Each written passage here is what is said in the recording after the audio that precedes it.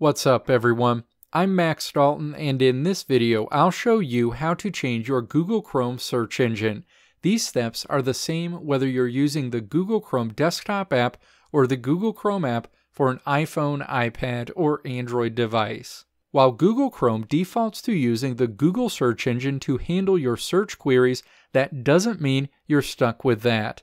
What most people don't know is that Google gives users the ability to switch to use other search engines with the Chrome app, such as Ecosia, DuckDuckGo, Bing, and Yahoo. Now let's walk through the steps to change your Google Chrome search engine. Again, these steps are the same whether you're using the Google Chrome desktop app or the Google Chrome app for an iPhone, iPad, or Android device. Step 1. Launch the Google Chrome app either on your desktop computer or on your iPhone, iPad, or Android device. In this video, I'll walk through how to do this in the Google Chrome desktop app, but the steps are exactly the same in the Google Chrome app on a mobile device. Step 2. Click the vertical ellipses icon either at the top or bottom of your screen to open a menu, and then click Settings in this menu. You'll land on the Google Chrome settings screen.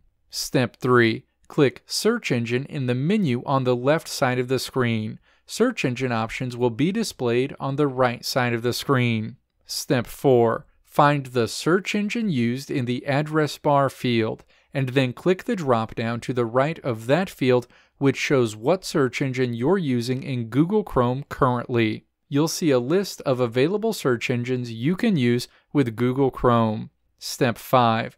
Click the search engine you want to use. Now, whenever performing searches through Google Chrome going forward, the results you see will be from your selected search engine. Let me know if this video helped you out in the comments below. If you liked what you saw here, click the video links on the right side of the screen to check out another video.